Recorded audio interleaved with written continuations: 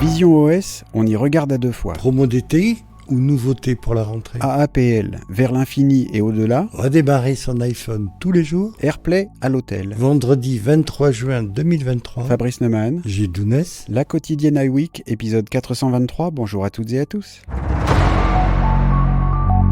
Depuis la sortie de la première version bêta du kit de développement pour le nouveau système Vision OS, vous pouvez réécouter notre émission d'hier. Les tests fleurissent un peu partout. Journalistes et youtubeurs ont pris le temps de télécharger les plusieurs gigas qui sont nécessaires à l'installation d'Xcode 15 et nous en font découvrir tous les détails au fur et à mesure. Et il y a des chances pour que cela dure comme ça encore une partie de l'été. Qu'est-ce que t'en penses, toi, Fabrice ? Je pense effectivement que ça va durer quelque temps. D'abord, on rappelle que le masque de réalité virtuelle d'Apple ne sera disponible que l'année prochaine. Donc, on a le temps de découvrir plein de choses d'ici là, sachant que le kit de développement va évoluer également. On sent bien, au vu des quelques exemples qu'on voit, qu'il n'est pas encore fini finalement. Et puis les développeurs, même si certains d'ici quelques semaines, quelques mois auront la chance soit au moins d'essayer leurs applications dessus, soit même pour certains d'avoir un masque chez eux, il va falloir qu'ils travaillent beaucoup pour s'adapter à tout ce qu'il y a de nouveau dans cette interface. Et on le voit notamment, donc on a appris quelques petites choses. Moi j'avais parlé de choses dans la semaine Apple, dans l'hebdo, notamment sur le fait que le masque me posait un problème, comme tous les casques de réalité virtuelle d'ailleurs, c'est-à-dire la distance de focalisation. Et c'est-à-dire qu'on a des écrans qui sont tout près des yeux. Alors ça ne veut pas dire pourtant qu'on fait la mise au point en fait sur des écrans qui sont tout près. Comme il y a un système de lentilles, c'est le fabricant du masque qui choisit la distance de focalisation, et visiblement pour le masque d'Apple, la mise au point se fait à environ 1,50 m à 2 mètres. Le vrai problème finalement pour ça, c'est que cette distance de mise au point ne change jamais, ce qui ne se passe pas dans la vraie vie. Quand on regarde un écran et puis ensuite on tourne la tête pour regarder par la fenêtre, ou on tourne la tête pour regarder, ou on baisse la tête pour regarder une feuille de papier qui est potentiellement plus près, etc. Donc les yeux jouent leur jeu de focalisation à des distances différentes, et c'est très important pour éviter d'avoir des problèmes visuels après. En tout cas, ça c'est là-dessus que compte Apple, c'est cette distance d'environ 1,50 m, 2 mètres. Et parmi les choses qu'on a apprises dernièrement sur le sujet de l'interface graphique de Vision OS, il y a le fait que, comme pour l'iPhone en 2007, il considère qu'une icône ou un bouton doit faire au moins 44 points de côté. Et alors c'est assez bizarre parce qu'on peut se dire, le problème c'est qu'à partir du moment où on peut placer un objet plus ou moins loin des yeux, la notion de taille en points n'a pas forcément d'intérêt ou de pertinence, sauf que par défaut, quand on prend une fenêtre, par exemple dans Vision OS, et qu'on la déplace vers l'arrière pour qu'elle soit en arrière-plan, et donc on pense l'éloigner de soi, en fait la fenêtre grandit en même temps qu'on l'éloigne. Ce qui fait que les éléments d'interface dans Vision OS sont considérés comme ayant toujours la même taille. Je trouve ça assez rigolo. Visiblement, ils ont vraiment pensé à plein de détails comme ça qu'on va voir apparaître justement tout au long de l'été et encore après, au-delà. Le soin porté à cette interface, je pense, est vraiment absolument hallucinant. Et nous voulions corriger une petite erreur intervenue lors de l'émission d'hier. L'application de calculatrice de James Thompson ne s'appelle pas PC Calc, mais bien PiCalc. Nos excuses aux développeurs et à nos auditeurs. Nos auditeurs auront rectifié d'eux-mêmes, comme on disait dans la presse au siècle dernier. Il en va désormais des promotions sur l'iPhone comme de celles des fournitures scolaires. L'été est à peine engagé que la publicité vient nous rappeler que la rentrée n'est pas si loin. En ce qui concerne l'iPhone, les rumeurs ne sont pas en reste.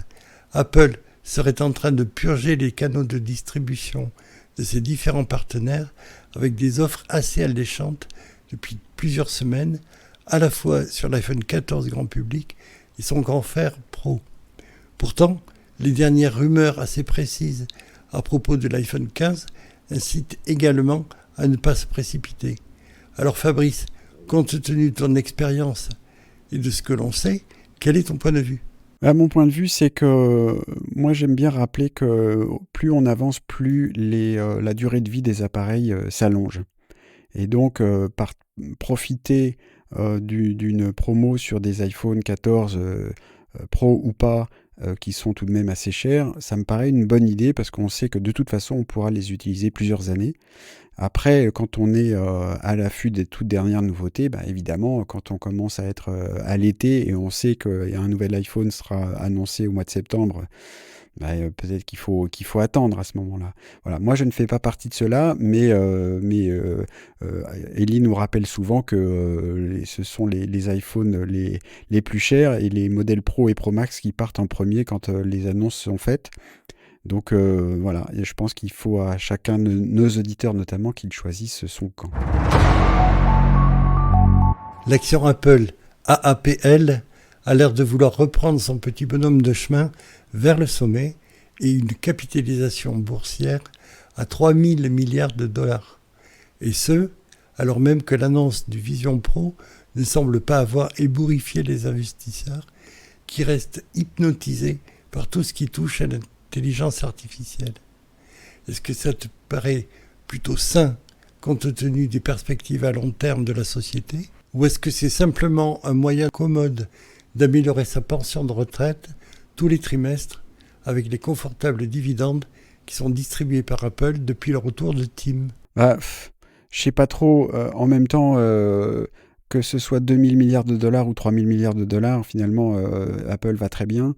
Les histoires de fluctuations boursières pour Apple, maintenant qu'ils sont à de tels sommets, je pense pas que ça joue tellement. Bien sûr que Tim Cook y fait attention. Et puis le Vision Pro, tu dis, n'a pas vraiment ébouriffé les investisseurs. Les investisseurs, ils voient toujours à très très court terme et Apple voit à long terme. Donc finalement, je pense que ça ne doit pas les déranger beaucoup chez Apple de voir que ça fluctue un peu. Je pense aussi qu'on a une sorte de fascination pour les gros chiffres et que Apple soit une des premières capitalisations boursières du monde et peut-être même la plus grosse. C'est fascinant. Encore plus, je pense, pour deux raisons pour nous, parce qu'on s'intéresse à Apple, ça c'est la première évidente. Puis la seconde, c'est le fait que on se souvient, les plus anciens d'entre nous, dont nous faisons tous les deux partie, que Apple a failli être fermé pour cause de banqueroute avant le retour de Steve Jobs. Et donc maintenant qu'ils ont atteint des sommets comme ça, c'est fascinant de voir à quel point c'est passé d'un extrême à l'autre. Au final, donc, comme j'ai coutume de dire, je ne suis pas inquiet pour le futur d'Apple. Tu as bien fait de le rappeler, on se souvient de la phrase lapidaire de Michael Dell, à qui on demandait qu'est-ce qu'il ferait à la place de Steve Jobs, qui venait de reprendre les rênes de la société en 96-97. Il avait répondu « Je rendrai l'argent aux actionnaires ». On voit où on en est maintenant et Steve Jobs ne lui avait jamais pardonné. Voilà que le Premier ministre australien nous donne des conseils de sécurité. Éteignez votre iPhone au moins 5 minutes par jour. On pourrait penser que c'est une blague, alors qu'il s'agit pourtant d'une phrase très sérieuse. Anthony Albanese, au moment de nommer le nouveau responsable de la sécurité du pays, se fait en fait l'écho de nombreux experts informatiques qui considèrent que le redémarrage d'un iPhone tous les jours peut au moins gêner certains pirates. Mais Fabrice, est-ce que ça ne risque pas de favoriser les spyware les plus dangereux, un peu comme la résistance aux antibiotiques, en privilégiant les malwares capables de se relancer eux-mêmes après le redémarrage de l'iPhone ? C'est possible. De toute façon, ces histoires de malware et d'anti-malware et de correctifs, etc., c'est toujours un jeu de chat à la souris, en fait. Donc, une fois qu'une faille est corrigée, d'abord il en reste. Et puis, les pirates sont aussi des gens inventifs qui trouvent toujours de nouveaux moyens pour entrer par la fenêtre quand la porte est fermée.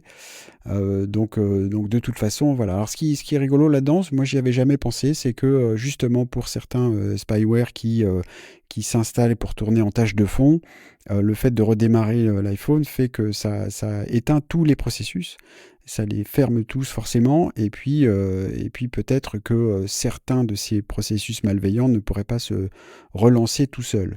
Bon, alors certains experts informatiques disent, bah, du coup ça peut devenir, il faut que ça devienne une habitude comme de se laver les dents tous les jours. Bah, peut-être. Je suis pas sûr que moi je vais le faire comme procédure parce que je vais pas y penser en fait. Donc bah, j'espère que en fait Apple va trouver la solution pour qu'on n'ait pas besoin de redémarrer son iPhone tous les jours. LG annonce l'adoption du mode hôtel d'AirPlay. Alors on sait qu'il y a un compagnonnage entre Apple et LG pour tout ce qui touche aux écrans.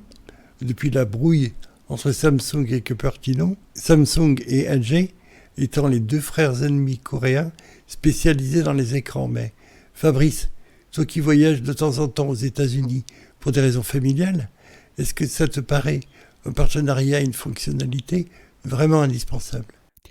Indispensable, peut-être pas, mais bien pratique, oui. Parce qu'il m'est arrivé, moi, plusieurs fois d'aller dans des hôtels ou des Airbnb et d'allumer le téléviseur et de voir que les comptes Netflix des occupants précédents sont encore connectés, en fait. Et qu'on peut utiliser et qu'on voit déjà leur profil. Donc, en termes de protection des données de la vie privée, c'est quand même pas terrible. Et puis c'est pas une bonne idée, de toute façon, de laisser quoi que ce soit derrière soi. Alors, du coup, le fait qu'il y ait AirPlay automatique et qu'on puisse utiliser ses propres appareils pour diffuser ses propres contenus et ensuite quand on s'en va, on ne laisse rien derrière soi. Moi je trouve que c'est une bonne idée, c'est pratique. Je suis assez en fait ce qui m'intéresse c'est de voir l'adoption par les hôtels justement. C'est-à-dire que les sociétés technologiques adoptent ce nouveau mode, ça me paraît logique. Que les hôtels fassent l'effort de proposer ça pour leurs clients, ça me paraît peut-être un peu moins, parce que ça les empêche ensuite de vendre leur propre contenu, et c'est quand même aussi ça que les hôtels essayent de faire avec le pay-per-view, comme on dit dans les hôtels américains, c'est-à-dire on va sur la télé, puis on achète un truc le temps de son séjour. Et ça rapporte, ou ça rapportait en tout cas, beaucoup d'argent à certains hôtels. Avec l'AirPlay, ben, ça rapportera plus rien. Donc c'est à voir si ça se développe vraiment. La quotidienne Week Reviens lundi.